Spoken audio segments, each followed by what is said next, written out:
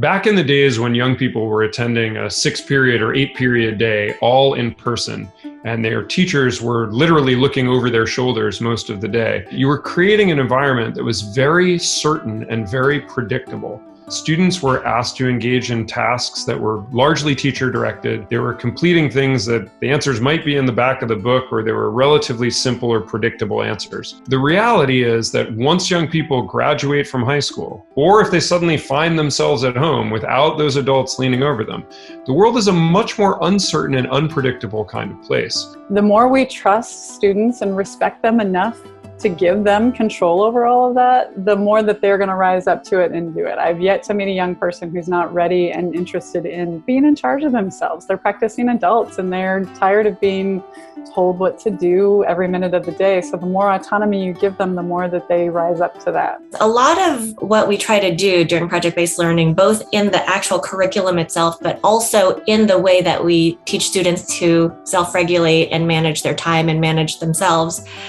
a lot of it is around how do we give students the tools so that they can make decisions for themselves in the future. Really, it extends way past the classroom because in any context, they're going to be able to transfer those same skills of, okay, so if I'm about to do something, how might I set goals for myself? How might I decide what I need to get done in this amount of time? How can I share work equitably with other people? How can I collaborate with people? How can I solve conflicts when they arise? Like, these are problems that are not unique to children. And adults need the same skills.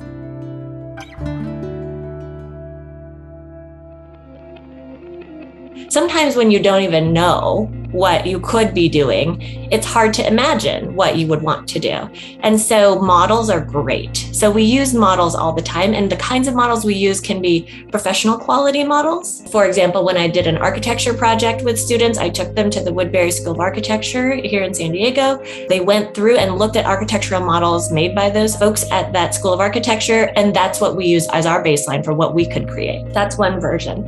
You could also use models from previous years. So once you start doing project-based learning, you start to collect really great examples of student work. And so those can become models for future classes. And as a teacher, if I don't have those models, I will make them. So if you're going to teach a project, if you do it first, A, you'll have a model, and B, you'll know where the trouble spots are going to be, where students will need some additional support.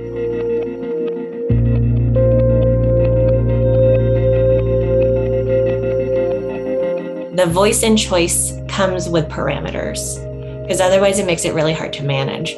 So for example, if students get to choose the topic or content, then I will put parameters on the product so that everyone's making a same product, but with various content. And so that way, my focus as a teacher is on, like, how do I provide those different students with the kinds of research and materials that they might need for that content, but everybody's getting the same lessons on, like, how do you create a product that is a podcast, for example. And so then the podcast lessons are all the same, even if their content is different. Or the converse can happen where we're all learning about the same topic, but now students have a choice in product.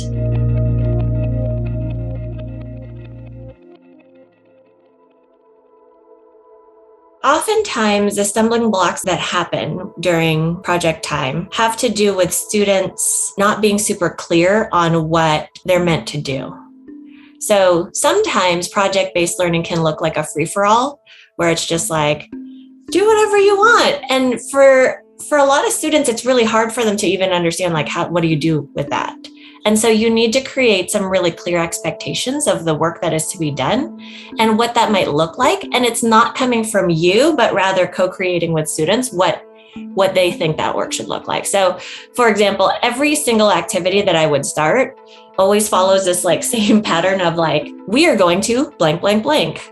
What might we need to think about if we are to, whatever the goal is, right? So we are about to work in groups to build this invention. What might we need to think about to make sure that everybody feels like they can contribute and that everybody's safe? Those are the two goals. Then what we call that is like envisioning language. They can envision what it will look like, and you chart that down so that it creates the set of expectations or agreements for the group. Then you set them off. And as things are happening, that's when I'm doing a lot of coaching work, like in the moment. So when I'm seeing some collaboration issues, I might say, hey, you remember the conversation we just had? What are you noticing happening in the group here?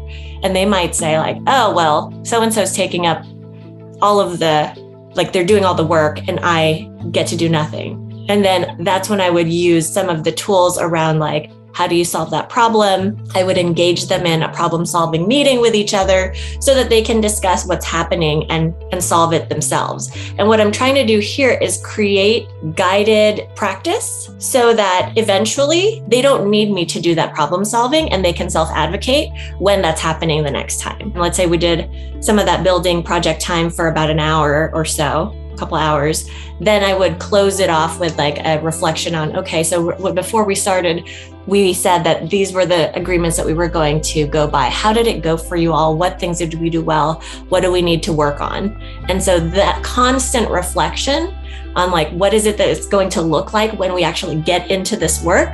And then like going back to how did it go? Really allows students to generate that feeling of like autonomy and agency so that they can start to do that even when we don't do that whole structure. Although, to be honest with you, I did it every single time.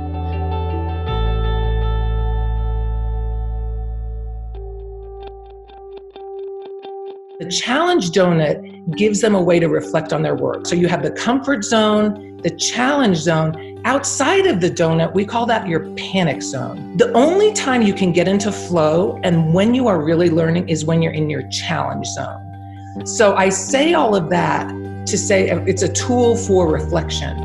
So we say, okay, let's think of the challenge donut. When were you in your panic zone today? When did you feel like you were stressed out, you didn't know what to do, you were stuck because you were out there? And how did you get back into your challenge zone? So when you hear children start talking about, I was totally stressed out and I was stuck on my math, so I just quit and I couldn't do it anymore. And then so you hear stories about how other people, when they're stuck, how do they get back?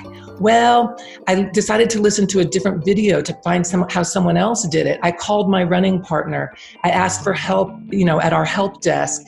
And then I got back in place. Sometimes they just need a mental break and that gets them back into their challenge zone.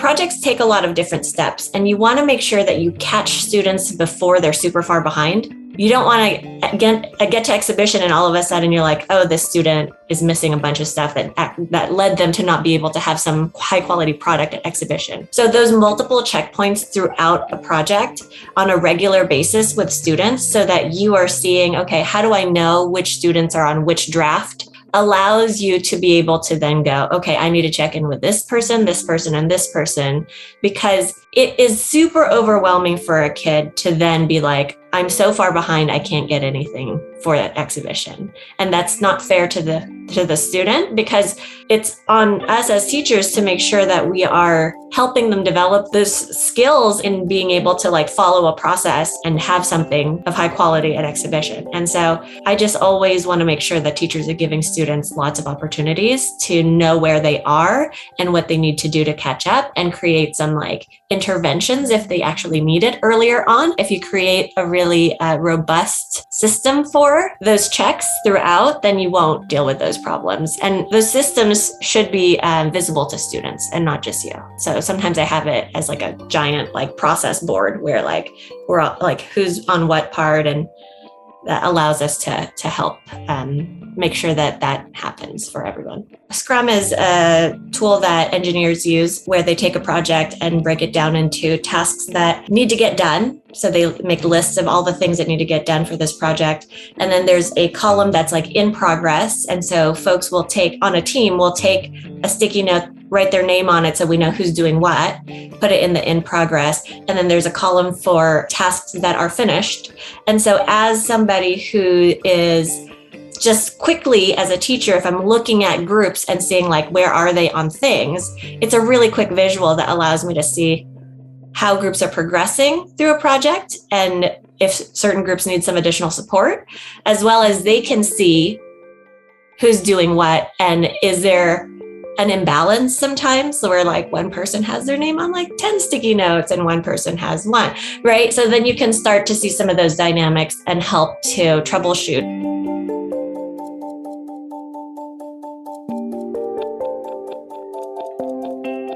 When I talk about assessment, I'm talking about students being able to understand where they are and what they've learned. So for me, assessment is not for anybody else. When a project is over and we've done exhibition, the last step is this. I usually give them a pretty extensive self-assessment activity that they work on. Part of it is just like reflections on exhibitions, things that they're proud of, how they felt, sharing their work and all of those pieces. And then for each product or each thing that they've created, there's a rubric that obviously would have been shared with them at the onset of the project as well.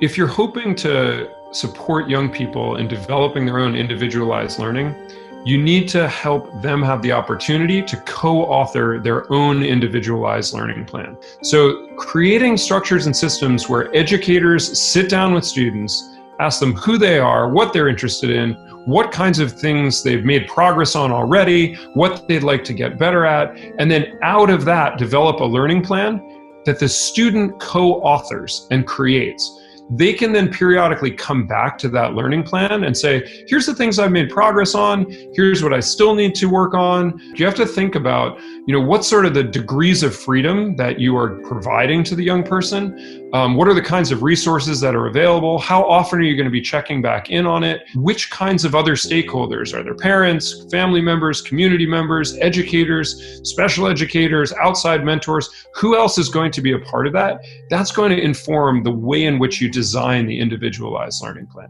If you're trying to do a fully individualized project or even a whole class, you want to make sure to incorporate that executive function piece in direct instruction, right? So we want to make sure that students are learning how to manage their time. They're learning how to plan. They're learning how to use different routines and structures work for them. I'm a big fan of checklists, and so I would use that, and some students would find that helpful. A lot of students like to use their calendars or their phones for reminders and settings, things like that. Sometimes when students are working solo and they're going to be doing some project work kind of independently, we'll start similarly with like, what do you hope to accomplish in this session? You have this amount of time, set your goals for what you're trying to get done. And so that might just be a quick, like on a little sheet reflection of like, okay, today I'm going to get this and this done. And so that way there's like a little bit of accountability for using that time for what they were meant to use it for. And then similarly, like we'll do kind of independent reflection on, okay, how did it go? What did you get done? How much help do you still need? And how can you get that help if you do need some support on something? So that way, a lot of it is always on students to be thinking about, okay, this is my responsibility, and like this is what I'm trying to get done. It goes alongside with another key component of it, which is setting aside ego. It wasn't about me anymore or my agenda. And so I had to let go of that and my desire to have control over every minute of everything that was going on. But honestly, if a student came in and they were having a bad day, or they had just come from a class where they were wiped from a test or whatever else, if they just wanted to space out or, help somebody else with a project or just chat with me a little bit, then that was fine. That's a great use of their time because they had their own autonomy and their own accountability for themselves. And, if there was too many days in a row of a student not getting anything done, then that, is a red flag for maybe there's something bigger that we need to be talking about. And ultimately, students never abuse that stuff. They would maybe take a break for a day or so, and then they would be right back at it. Often, including homework at night that they would assign to themselves. They would go home and spend 5 or 6 hours doing extra stuff because they just hadn't gotten stuff done for a couple of days, or they'd spend a whole weekend catching up after they were sick or whatever. And that was all on them and their own accountability.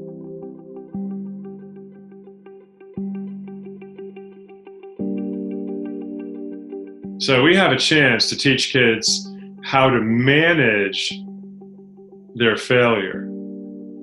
And I think that's part of owning your learning, that you celebrate taking advantage of failing as long as you collect good data and you have good observations and you can back check where you went wrong.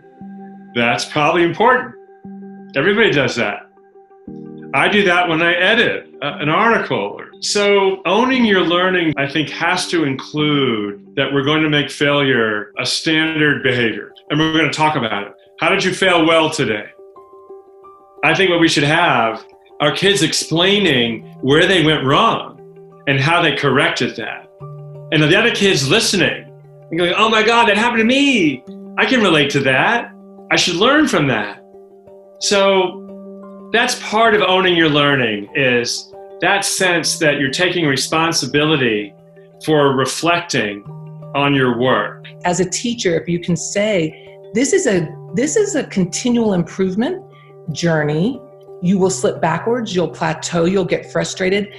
That's where the beauty comes, because that's when you are persevering. And if you can stay in the game, you're going to be so strong. So if you can continue to build that narrative up, that this is hard and this may not be fun, but you've got it in yourself, you can do this, it gives that sense of confidence.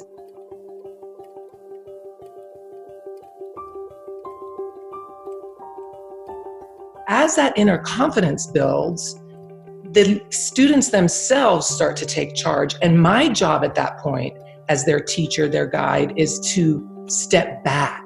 I cannot be the center of the experience. So one more point about what it looks like is you hope not to see adults very often. The adults should be tucked away in the corner observing. You take on an observer's role with certain touch points during the day. You can tell who's struggling. You can tell who's disengaged. You can tell who needs a word of growth mindset praise. And you can honestly and authentically look in a child's eyes and say, I believe in you. You're going to do great things. And it's not up to me. It's only up to you. I'm going to watch you and I know you can do it.